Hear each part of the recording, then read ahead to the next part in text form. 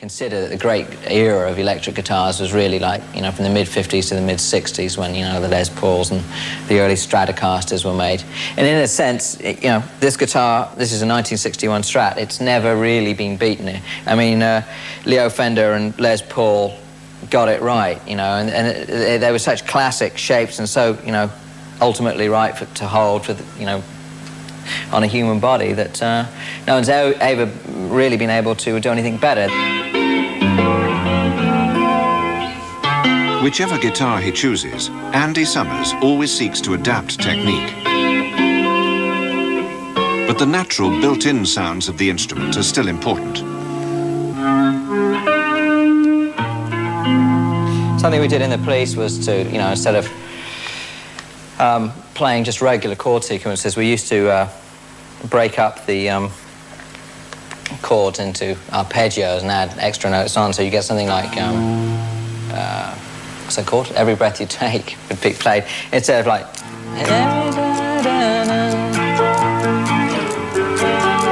see, which is the basic chords, into like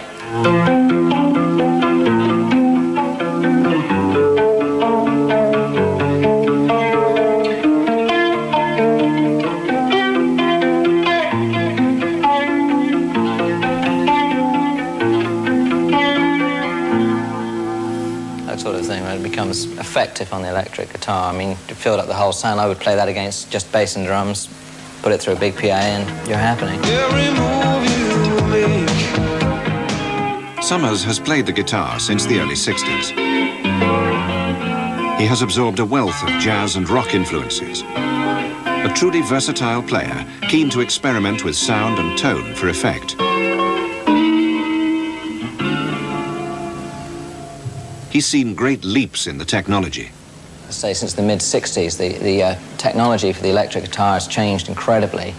When I started, I mean, basically it was just your guitar amplifier, one speaker and a little amplifier all contained in one box, and you had, you know, treble and bass, and if you were really lucky, you got a tremolo unit thrown in as well, and maybe a bit of reverb. And then gradually, you know, effects pedals started to be made. I mean, let's see, early ones would have been like the wah-wah pedal, which, you know, was pioneered by Jimi Hendrix, which later became an envelope filter. It got a bit more sophisticated, but that was where you worked the wah-wah to wah-wah-wah on the floor.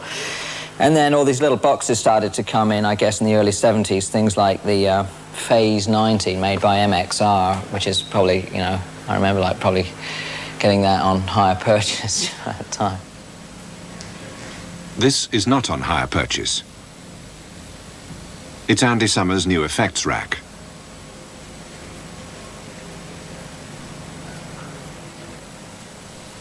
A digital library of sounds and voices.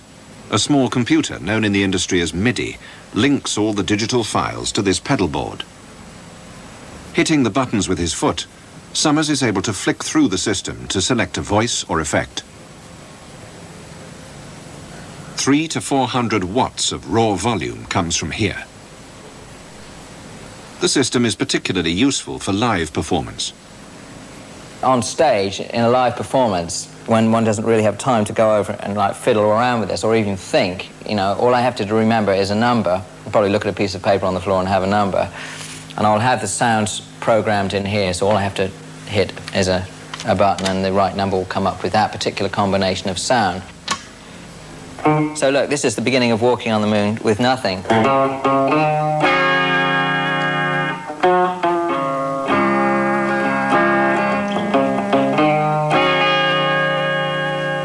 It's a pretty plain fare. But I can add in the effects without any echo, and it gets a little more modern sounding.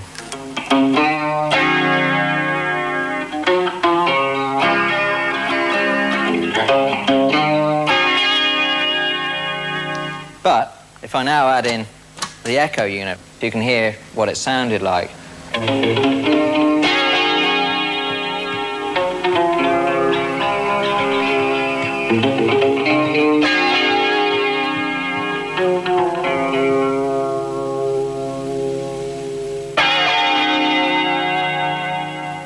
That repeat gives it that punch which, you know, characterized, everybody knew what the beginning of the record was, so it was very integral. there is a seemingly infinite number of effects.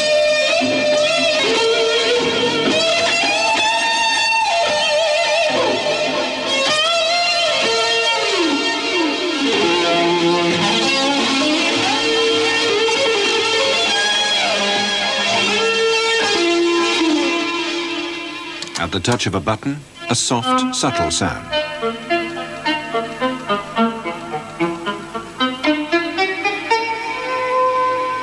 Like a pizzicato sort of violin.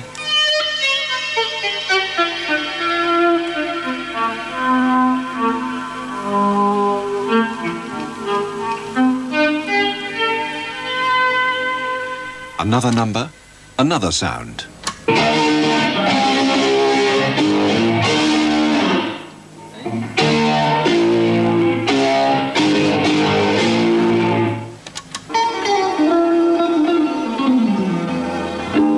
This effect is called backwards reverb.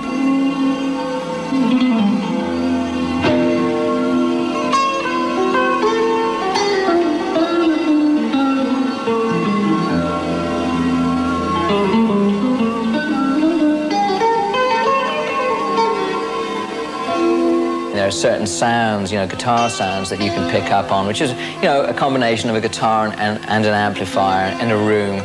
But what I guess my point is that all this equipment is just to make basically a sound like we used to get years ago without all of this. I don't know, things have changed.